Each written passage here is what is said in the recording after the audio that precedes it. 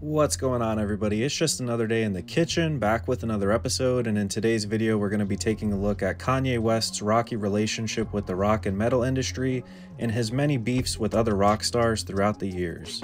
Now before we get started, I wanted to give a special shout out to the homie Strain Beats who's been cooking up the beats for these videos, so make sure you guys check him out, and while you're here you might as well drop a like and subscribe and join our free Discord to stay up to date with the latest and the greatest. Shout out to all my chefs in there. Now, my interest in this topic started about a month ago when I made this video talking about the possible influence of Norwegian black metal band Burzum on the Kanye West Vultures album cover, and while some people agreed, it was only a couple of days ago that this concept really came full circle when Kanye West was spotted wearing this actual Burzum merch, which had the internet going crazy.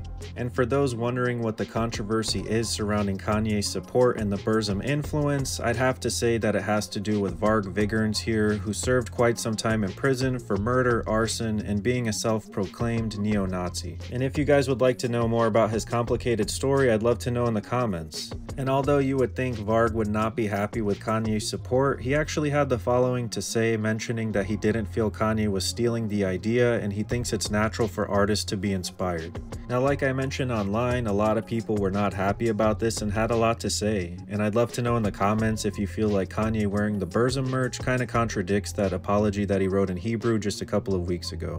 Now, something else I wanted to point out is that while some people are not happy that Kanye's supporting an alleged neo-Nazi, other people are not happy that he's even exposing people to the black metal community.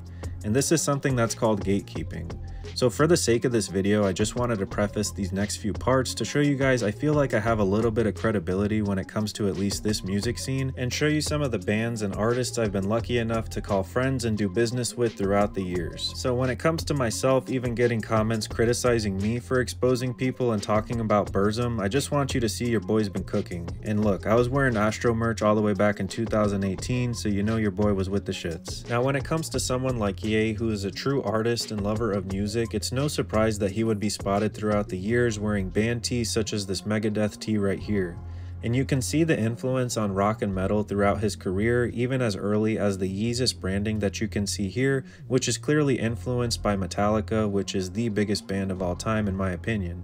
And it was of course his now legendary collaboration with the artist Wes Lang throughout the years that's seen Kanye produce some of my favorite pieces, which always have some kind of rock or metal influence. So much so that they even influenced myself to make some of these kitchen Metallica themed shirts a couple of years ago, and if you guys would like a restock, let me know in the comments. And while I'm not at all suggesting that Kanye West wearing band tees is the reason for this, I think it's very interesting and telling of the influence of black metal and death metal aesthetics over the last couple of years when you can see high fashion brands such as Balenciaga and Givenchy here adopting these same aesthetics into their own designs. And as someone who grew up listening to this type of music and shopping at stores such as Hot Topic to get the latest band tee, it still blows my mind to see high fashion brands like this charging $700 for some kind of black metal logo that nobody can read. And again, I think this just highlights the influence. Now, it would be during a Glastonbury Music Festival headlining performance a couple of years ago that Kanye West would make the claim that he is the greatest rock star of all time. And that would create a beef and some comments from Cory Taylor of Slipknot. Kanye, you are not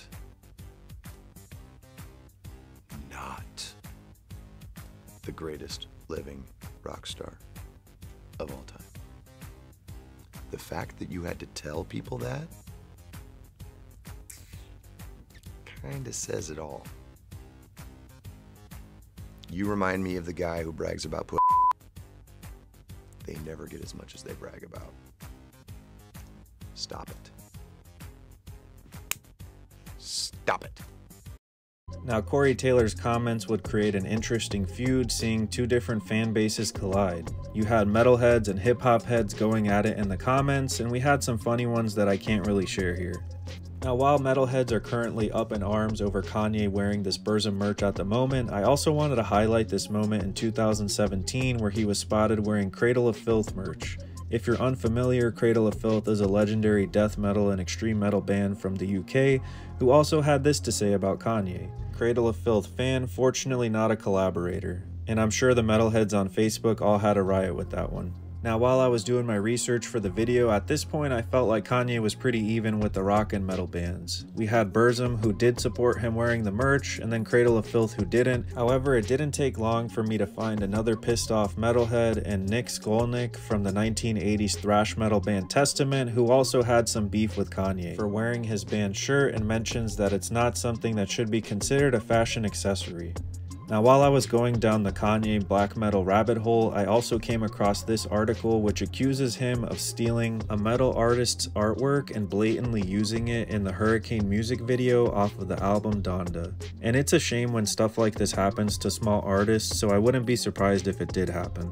Now, in addition to Kanye's current burzum merch controversy, I also found this article from a metal website in 2014 where it was basically complaining about rappers wearing burzum merch in music videos. And this one specifically highlights the legend Bones, who's been in the game for quite some time and definitely shaped the careers and sounds of many of your favorite artists today. Now, like I've mentioned throughout the video and hopefully highlight, there's definitely a relationship, especially over the past couple of years, between accepting the black metal aesthetic and culture and fusing it over with hip-hop. And while I myself don't condone or support the neo-Nazi themes, I feel like most of the artists and fans that end up wearing this merch, such as Destroy Lonely right here, are definitely wearing it just to rock the aesthetic.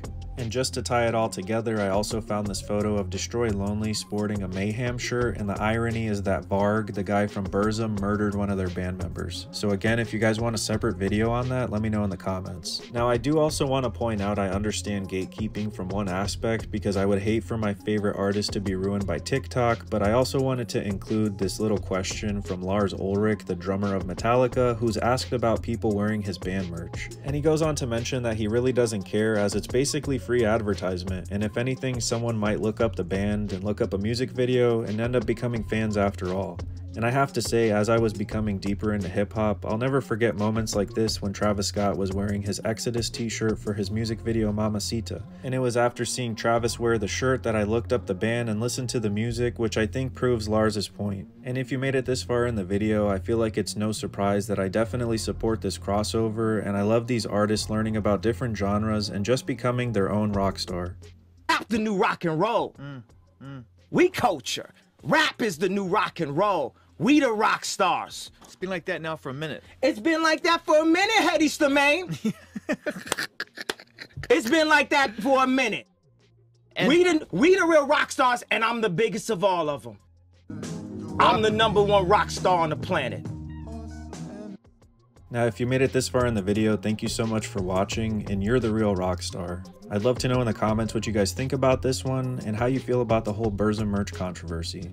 As always, guys, remember to stay safe out there. Thank you so much for cooking with the kitchen, and remember, it's lit, straight up, and peace. And don't forget to join the free Discord. Ya dig?